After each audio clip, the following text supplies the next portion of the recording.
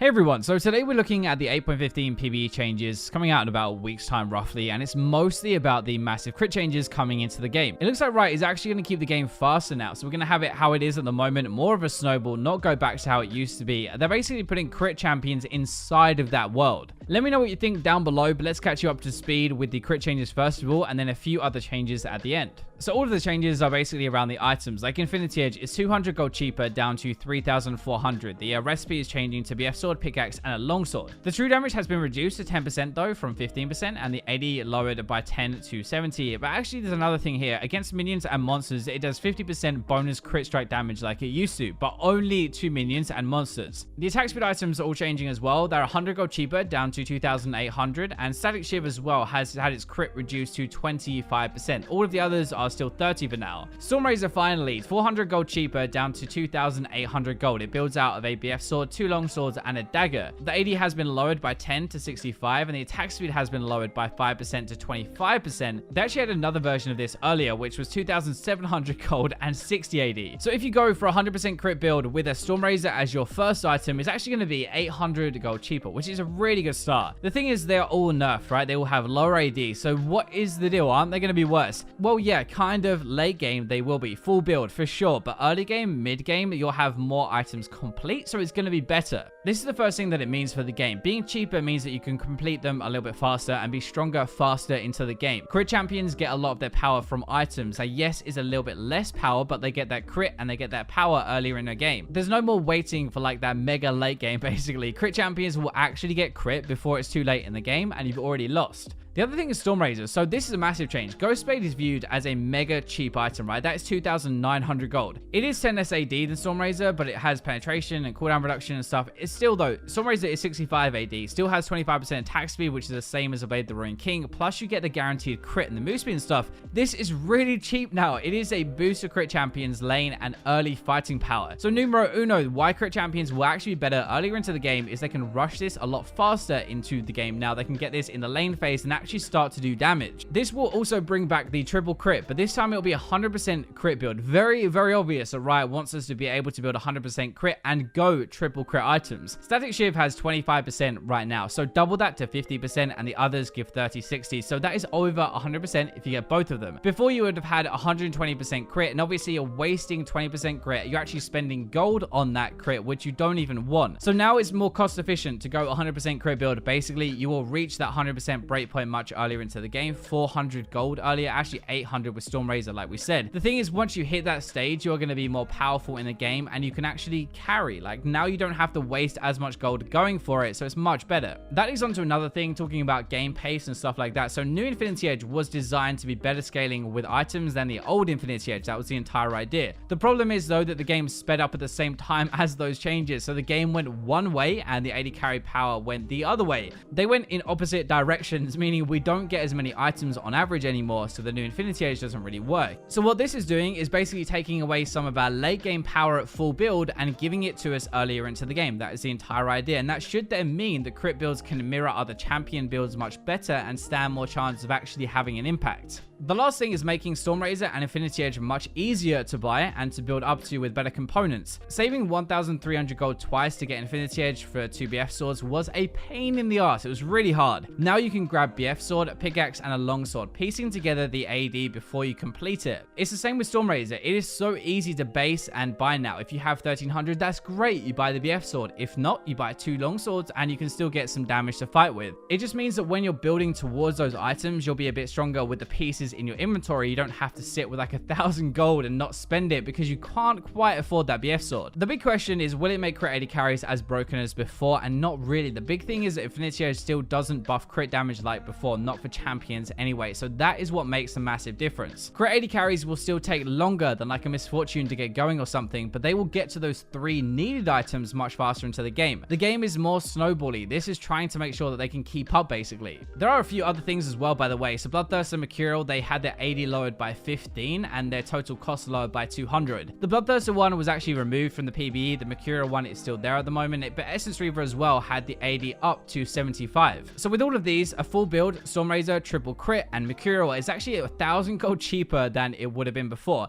That full build will obviously do slightly less damage and have less AD in it when you finally get there, but up until that point in the game, I think it is an improvement. It is a buff getting them earlier. Obviously, we talked about AD carries so far, but it isn't just those. It will affect champions like Yasuo. He's going to get his crit faster into the game, even Quinn or a Nocturne if they grab a Dust Spade and a Stormrazor together. Yes, it is obviously less damage, but they get the complete items faster and all the bonus effects that brings, if that makes sense. It's kind of gross, to be honest, like Dust Spade and Stormrazor together, cheaper, both being cheap items. Like, I cannot wait for that. Sounds great. There's a few other things on the PvE, so we do have changes to Fizz and Irelia to start with. Irelia has a bunch of changes, like her base AD, her base health is going to be up. Her passive per stack damage has been increased as well, which is nice, but practically everything else in her kit, her Q, W, E, and R have been nerfed. When I started reading these, I was like, hey, nice, more AD, more bonus health. Why are they buffing Irelia's lane phase? That makes no sense. Then you get to literally everything else, and they are all nerfs. Your Q dealing less probably sucks the most out of these. The AD ratio is total AD, by the way, not bonus, which is a lot. It's from base, and it's also from items, so 10% hurts, plus you use this multiple times onto somebody, and a lot of times during a fight. It's actually going to be a bit hard to use as well with the range nerf, and it does less each time that you jump, so it kind of doubly sucks. To be fair, with the W change, you don't max this first, so it's actually a little bit better, but then if you max it second, it hurts a bit mid-game, taking more damage when you dive in. Range nerfs are kind of weird, but across the kit as well, so I guess they really want to make it a bit more risky. You have to get closer to do your damage. Her win rate, by the way, right now is about 45% in the top lane. It is way higher on good players for sure. There's a massive gap between a bad and a good Irelia for now, but they just can't keep nerfing her over and over. That is not going to solve the problem. Fizz also has some changes. We had the W update last patch. It didn't go quite to plan, so these are kind of going to balance it out. So his W active damage has been increased by 10 to 50 depending on the rank. So rank 5 actually does a lot more. The active ratio is up 20% of your AP as well, and the on-hit ratio is up 10%. Your ultimate damage is much higher, but basically they've increased the AP ratio on your ultimate as well as the base. The AP ratio on the first level, so Guppy, is going to be increased by 40% up to 80%, which is really good. Then it's 30% increase for the second rank, and the last one is going to be a 20% increase, but that is up to 140% of your AP.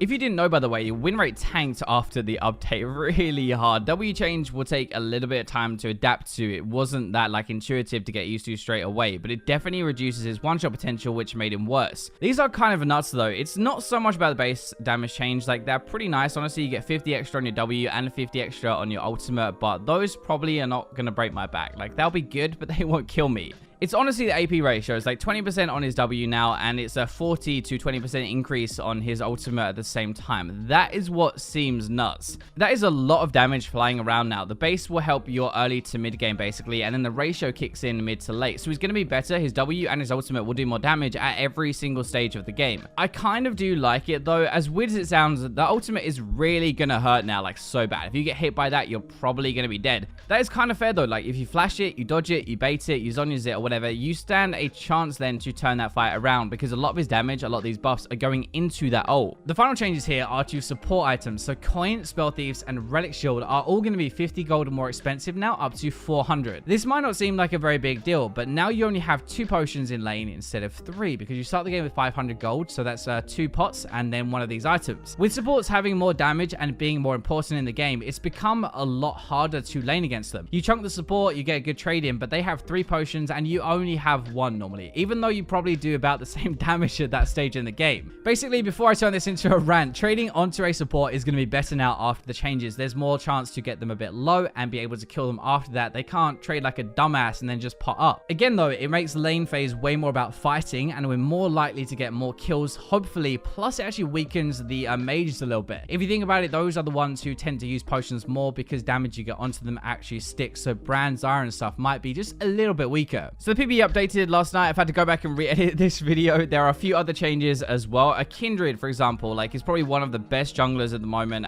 by far. Actually makes a lot of sense to nerf them. They're going to be halving Wolf's attack speed with the W and then adding 20 seconds to your ultimate cooldown at the same time. It's not the end of the world, but it would definitely reduce the power just a little bit. Like, they won't be able to survive as easily because they can't use their ultimate as often, and Wolf's damage is going to be a little bit lower. Lee Sin is probably the bigger one out of these other changes that they added though. Your Q80 ratio has been increased by 10%. Your Q2, so the second active, now actually deals up to 50% increased damage based on the target's missing health. If that sounds familiar, it kind of should, because it's replacing this old thing we had where it no longer deals 8% of the target's missing health. I actually really like this change. So 8% missing health before is great versus tanks or anybody stacking health and stuff because it's a percentage, right? But a 50% damage increase should be a much better way to kill lower health targets. It's basically taking Lee Sin and saying, okay, if you can get to the backline, you can get to the AD carry or the mage or something like that, it can deal 255 plus 150% of your base at its highest as an execution. That is a lot of damage. Fiddlesticks has also got a few nerfs on here. So his E mana cost is increased by 20 rank 1 and the damage per bounce lowered by 5. One of the most ridiculous supports, and I called this exactly like this. I said his E does too much damage and it costs too little mana to spam the lane phase, but the real thing he brings to a team comp is the fear. Maybe making his lane phase a little bit worse will limit how much gold he has and how good he can be, how many items he has, for example, if he can't get ahead as easily. So it might be easier to shut him down early, get a lead where the fear doesn't really matter, if that makes sense. Perfect timing is another one. So the change is to the transformation time. It's going to be back up to 10 minutes from 8. Suddenly, everybody is back to taking this again because they buffed it and they lowered it. So there's no surprise that Riot are back to nerfing it. They really do not want it affecting early game players where everybody takes one and then dives a tower, swaps aggro because they go golden. We don't see it all the time in solo queue, a bit more, but in pro play, especially in Korea, it's absolutely everywhere. Syndra has some not massive, but quality of life buffs at least. Her Q damage has been increased by 20 rank 1. It does scale up, but it ends up at the same rank 5. It will keep doing a little bit more as you rank it up as well. Like rank 2 is 15 more, for example, and this is your poke. It is your pushing tool at the same time, so it might help her out a little bit more. It helps both of those. So thank you for watching. Let me know what you think of the changes coming soon down below, but for now, I will leave you with the robots.